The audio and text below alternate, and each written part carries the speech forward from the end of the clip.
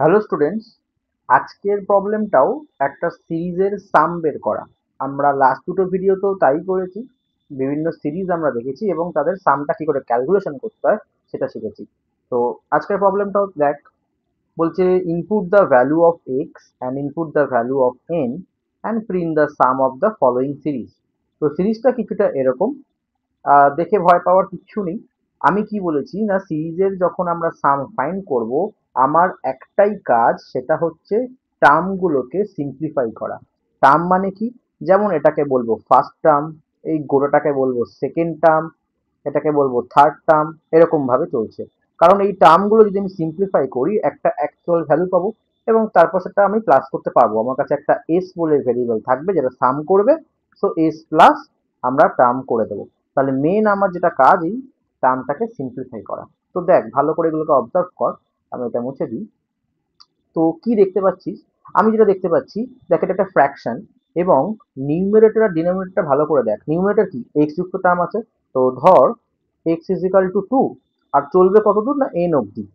N ধর আমি দিলাম 5, মানে ইউজার এটা দেবে সাপোজ। তো কি প্যাটার্নটা পাচ্ছি দেখ, এক্স এর মাথায় যেটা আছে অর্থাৎ পাওয়ারে, ডিনোমিটারেও সেটাই আছে না। মানে এখানে এক্স এর মাথায় 2 আছে, ডিনোমিটারেও 2 আছে। এক্স এর পাওয়ারে 3 আছে, ডিনোমিটারেও 3 আছে। 4 আছে, এখানেও 4। তো এরকম ভাবে সিরিজটা চলছে। লাস্টে এন এর ভ্যালু যেটা থাকছে দেখ পাওয়ারে, এবং ডিনোমিটারেও সেটাই থাকছে এন। আচ্ছা, যদি আমি ফার্স্ট এই টার্মটা ভাবি, তো এটাও মানে তো ঠিকঠাকই আছে। দেখ এক্সটাকে আমরা কি লিখতে পারি? এক্সটাকে আমরা এইভাবে লিখতে পারি, এক্স টু দি পাওয়ার 1/1। একদম লিখতে পারি। এটা মানেই কি এক্স। কিন্তু এটা আবার কি, এটা একটু বোকা বোকা। তো এটা এক্স আছে, ঠিক আছে। তাহলে আমি দেখতে পাচ্ছি 1 থেকে শুরু হয়ে এন অবধি চলছে। তাহলে আমার যে রেঞ্জ বলে ফাংশনটা থাকবে, লুপ চলবে, কোথা থেকে স্টার্ট হবে? না 1 থেকেই স্টার্ট হবে, কারণ ফার্স্ট টার্মের পাওয়ারে কত থাকবে? 1 আছে। তাহলে 1 থেকে স্টার্ট হবে, কত দূর যাবে? এন অবধি যাবে।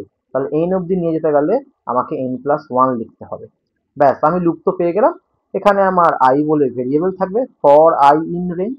এই আই গুলো কি করবে? এই যে আমার ভ্যালুগুলোকে তুলবে, 1 তুলবে, 2 তুলবে, 3 তুলবে, 4 তুলবে, অ্যান্ড সো অন। বোঝা যাচ্ছে তো? ব্যাস, আমি টার্ম এবার তাহলে বুঝতে পেরে গেলাম কি করে ক্যালকুলেশন হবে। কি করে ক্যালকুলেশন হবে না দেখ, তাহলে আমি যদি এখানে লিখি টার্ম ইকুয়ালস টু, না ফার্স্টে দেখছি এক্স এর যে ভ্যালুটা আছে তার পাওয়ার করতে হবে। সেই পাওয়ারটা আমি কোথা থেকে পাবো? আই দিয়ে পাবো। তার মানে এটা নিউমারেটর হয়ে গেল, ডিভাইডেড বাই ডিনোমিটারে কি আছে না আই এর ভ্যালুটাই বসে গেছে। তাহলে ডিনোমিটারে কি হলো? আই। তাহলে অ্যাকচুয়ালি আমরা কিরকম পেলাম? এক্স মাথায় অর্থাৎ পাওয়ারে কত হবে? I divided by i. এই পুরোটা হচ্ছে কি? টার্মের ভ্যালুটা। এটা ক্যালকুলেশন করতে পারলে আমরা কিসের ভ্যালু পেয়ে যাব? টার্মের ভ্যালুটা পেয়ে যাব। ব্যাস, তারপরে আমরা s equal to s plus term করে দেবো। একদম সহজ, কিচ্ছু নেই। তোকে শুধু বুঝতে হবে এই যে প্যাটার্নটা যেটা আমি তোদের বোঝালাম। আমি দেখলাম এখানেও 3 এখানেও 3, সেটা আমি আই থেকে পেয়ে যাচ্ছি। তাই জন্য দেখ এক্স এর মাথায় i divided by i. Got it? ব্যাস সোজা। এবার তাহলে আমরা কোড করতে যেতে পারি। একদম যেতে পারি। তো চলো কোড করা যাক। আমি এটাকে মুছে দিচ্ছি। তাহলে প্রথমে এক্স আর এন এর ভ্যালুটা তুলতে হবে। তো আমি এক্স ইকুয়ালস টু লিখে দিলাম ইন্ট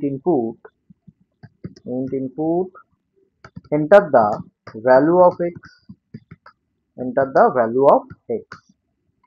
এক্স এর ভ্যালুটা তুলে নিলাম। ঠিক আছে, এটাকে কপি করে নিই, পেস্ট করে দিলাম। এক্স এর জায়গায় কি লিখে দেবো? এন লিখে দেবো। আর এটা enter the value of N. ঠিক আছে, এক্স আর এন পেয়ে গেলাম। এবার আমাদের কাজ কি?